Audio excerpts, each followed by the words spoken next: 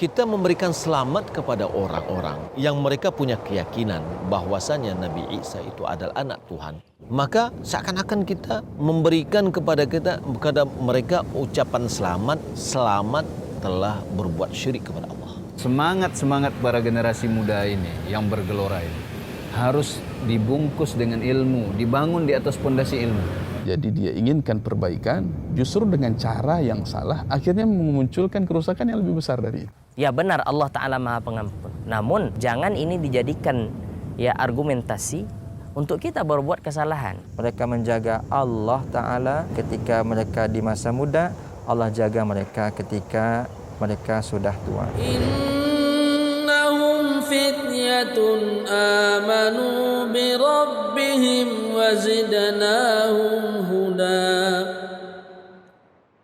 Assalamualaikum warahmatullahi wabarakatuh. Alhamdulillahirabbil alamin wassalatu wassalamu ala Rasulillah amma ba'du.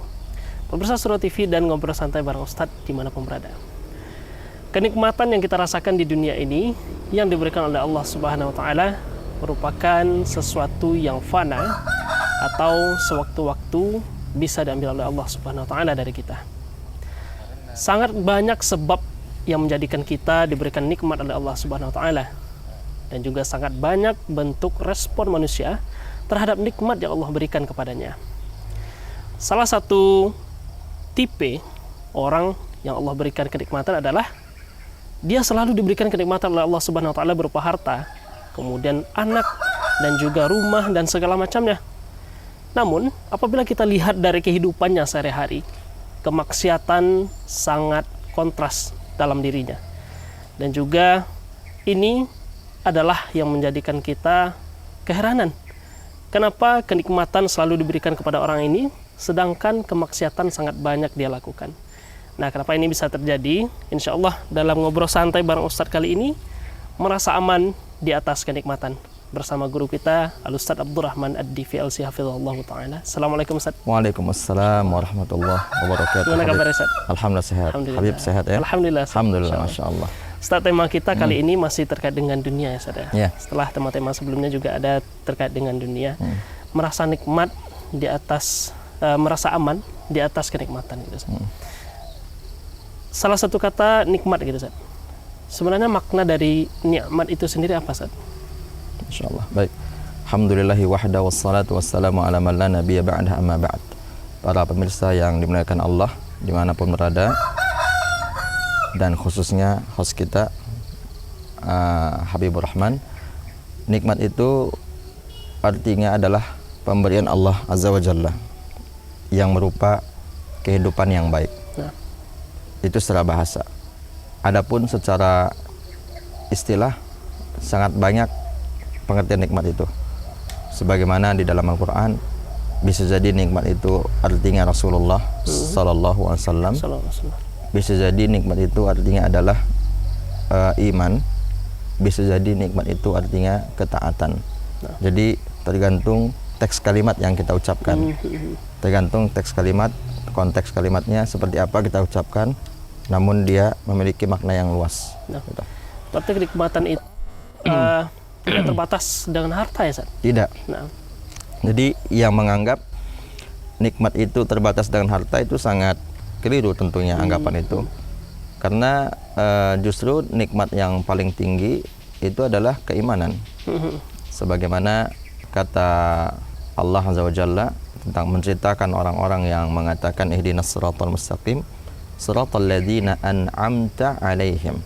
An'amta alaihim. Jadi an'amta alaihim di sini artinya adalah keimanan. Orang yang engkau berikan keimanan kepada mereka. Siapakah mereka itu? Tafsirannya ada di surat An-Nisa 69. Kata Allah Azza wa Jalla, "Wa may yuti'illaha wa rasulahu fa ulaika ma'al ladzina an'ama Allahu 'alaihim minan nabiyyin was-siddiqin wasyuhada'i was-salihin." Jadi justru nikmat yang paling tinggi itu adalah keimanan. Adapun harta itu yang paling rendahnya. Sebagai seorang muslim nih Ustaz, bagaimana seharusnya kita merespon atau menanggapi atas nikmat yang Allah berikan kepada kita nih Ustaz? Mohon penjelasannya sedikit. Ya, sangat simpel sekali cara kita merespon atau sikap kita terhadap nikmat Allah, yaitu bersyukur. Sebagaimana banyak para ulama menyebutkan dalam risalah beliau mereka, dalam buku-buku mereka, seperti Syekh Muhammad bin Abdul Wahhab rahimahullah, bahkan jauh sebelum beliau Ibnu Qayyim al-Jauziyah rahimahullah juga mengatakan demikian, bahwa di antara tanda kebahagiaan seorang hamba di antaranya adalah idza u'tiya syakara, idza u'tiya syakara. Apabila dia diberi nikmat, dia bersyukur. Jadi sangat simpel sikap kita, yaitu mensyukuri segala nikmat Allah. Mensyukuri itu dengan 3 cara. Pertama, dengan menyebutnya, mengucapkan alhamdulillah. Sebagaimana kata Aisyah radhiyallahu anha, Rasulullah SAW itu kalau dikasih nikmat mengucapkan alhamdulillahilladzi bi ni'matihi tatimmus shalihat. Yang kedua, caranya adalah menisbahkan nikmat itu kepada Allah, menyandarkan. Sebagaimana kata Allah dalam surah An-Nahl, segala nikmat yang datang kepada kalian itu datangnya asalnya dari Allah subhanahu wa ta'ala. Dan yang ketiga yang paling penting juga adalah mempergunakan nikmat itu dengan sebaik-baiknya. Kita dikasih mata misalnya, kita gunakan untuk melihat ayat-ayat Allah, khususnya yang syar'iyah, kemudian kauniyah. Kemudian kita dikasih telinga, gunakan yang baik-baik. Jadi 3 cara kita mensyukuri nikmat itu, dan Allah berjanji la in syakartum la azidannakum. Dan sebaliknya wala in kafartum inna adzabi lasyadid. Sekarang kondisi yang Anda sampaikan di awal tadi, Ustaz. Ada sebagian orang yang selalu Allah berikan nikmat di dunia gitu, seperti anak yang banyak, keturunan ya, kemudian berupa harta, mobil, motor dan segala macamnya, serta nikmat kesehatan.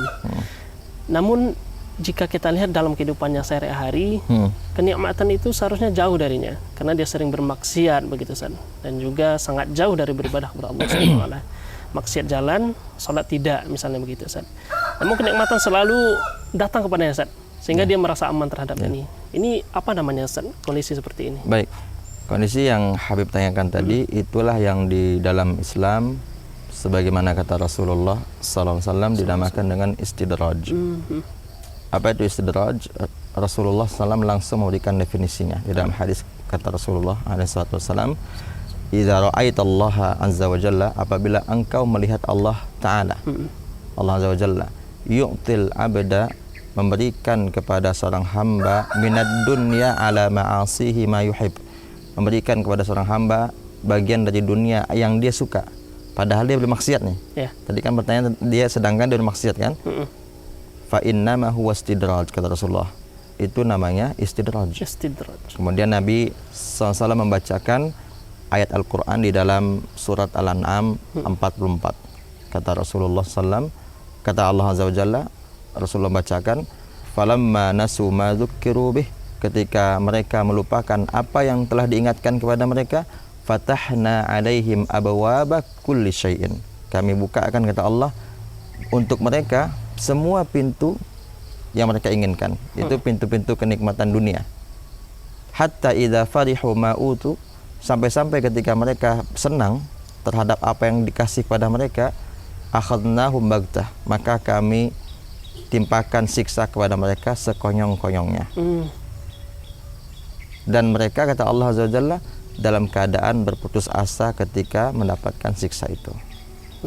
Jadi tentunya ini adalah teguran sebenarnya. Ujian bagi orang tersebut. Bukan berarti itu kenikmatan. Karena Allah juga mengatakan di dalam surat Al-Fajr, fa'ammal insanu idza mabtalahu rabbuhu fa akramahu wa na'amahu fayaqulu rabbi akraman. Wa amma idza mabtalahu faqadara alaihi rizqahu fayaqulu rabbi ahanan. Jadi dikasih nikmat bukan berarti Allah memuliakan dia. Disempitkan dunianya bukan berarti Allah menghina dia.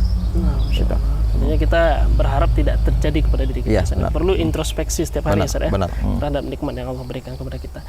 Sekarang perbandingan ya, Ustaz, antara nikmat dunia dan nikmat akhirat. Ini bagaimana, Ustaz? Apakah mungkin setelah orang mukmin masuk ke dalam surga begitu, Ustaz, masih menginginkan melakukan atau menerima kenikmatan sebagaimana diterima di dunia dulu, Ustaz? Mungkin nggak, Ustaz? Tidak mungkin. Karena nikmat surga itu dicelupkan saja seorang ke dalam surga, itu membuat dia lupa dengan kesengsaraan dia, kenikmatan dunia, dia lupa, dia akan lupa gitu.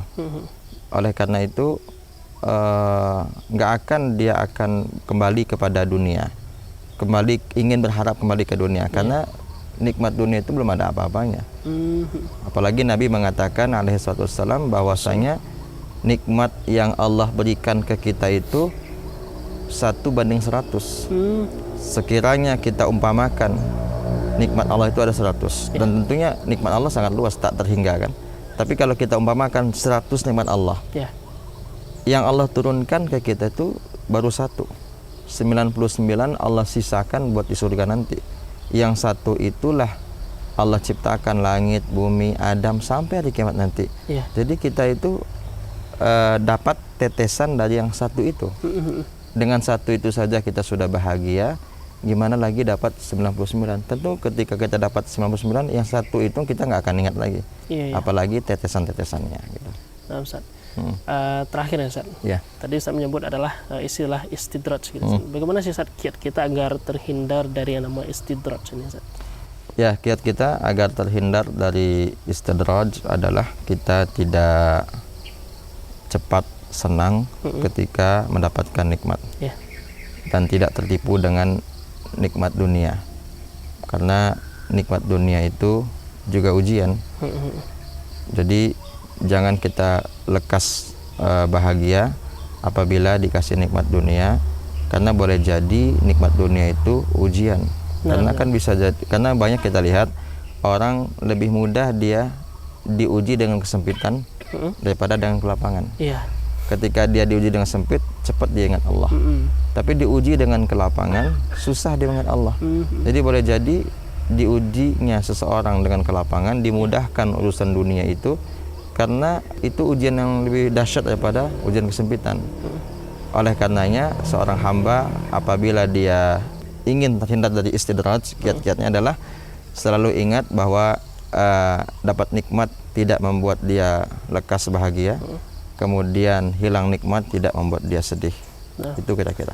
Ini sangat relate ya, atau berkaitan dengan salah satu kisah yang mungkin masyhur disebutkan oleh Ustaz kita ya, Ustaz ya. Seorang ulama dahulu ini yang bernama Abdullah Al-Qasimi ya, benar. Mungkin bisa dijelaskan sedikit Ustaz gimana kisah beliau nih, Ustaz? Ringkasnya beliau Abdullah Al-Qasimi itu, Qasimi nisbah kepada daerah di Qasim. Qasim itu salah satu provinsi di Arab Saudi, itu negerinya para ulama. Masya Allah. Negerinya para ulama. Sebutlah para ulama Saudi yang kita kenal. Kebanyakan mereka berasal dari sana, dari Qasim, ya, pakai sod ya. Karena ada Al-Qasim pakai sin, panjang qafnya, ada Al-Qasim pakai sod, panjang sodnya gitu. Jadi Abdullah Al-Qasim ini beliau punya buku tentang ateis, yang mana kata para ulama buku beliau tentang ateis, bantahan terhadap ateis, tidak ada mahar yang lebih layak untuk penulis buku ini kecuali surga, kata para ulama. Sangat tinggi ya, Ustaz. Sangat tinggi pujian ulama terhadap buku itu, sebelum dia menjadi orang yang berbalik arah tadi. Mungkin karena fitnah dunia atau yang lain-lain, wallahu alam, dia terfitnah, akhirnya dia menjadi seorang ateis. Nah, jadi pelajaran di sini, kita jangan cepat bangga dengan apa yang Allah berikan kepada kita. Apabila ketaatannya Abdullah Qasimi saja bisa membuat dia berbalik, boleh jadi itu karena bangga diri atau yang lain-lain, gimana lagi kenikmatan dunia yang Allah kasih ke kita. Itu Abdullah Qasimi Allah kasih berupa ketaatan dan ilmu juga. Ilmu. Ulama besar ketika di zamannya menulis buku yang dipuji oleh para ulama. Bukan nikmat dunia yang Allah kasih kekayaan, bukan. Gimana lagi kalau seandainya nikmat dunia yang kita banggakan. Membanggakan ketaatan saja bisa mengubah hidup kita. Kalau kita lupa diri, na'udzubillah. Kalau kita meremehkan orang, apalagi nikmat dunia gitu. Ustaz, barakallahu fikum. Waalaikumsalam. Pemirsa rahmatullah SWT, mudah-mudahan tema kita kali ini menjadi bermanfaat bagi kita semua, serta kisah yang terakhir tadi bisa kita ambil ibrah darinya, Ustaz ya. Amin ya rabbal alamin. Tapi pemirsa, sampai berjumpa dalam episode selanjutnya. Mari kita akhiri pertemuan kita dengan mengucapkan doa kafaratul majlis. Subhanakallahumma wa bihamdika asyhadu an la ilaha illa anta astaghfiruka wa atubu ilaik. Assalamualaikum warahmatullahi wabarakatuh. Waalaikumsalam warahmatullahi Barakallahu fikum. wabarakatuh. Wa fiikum barakallahu fiikum.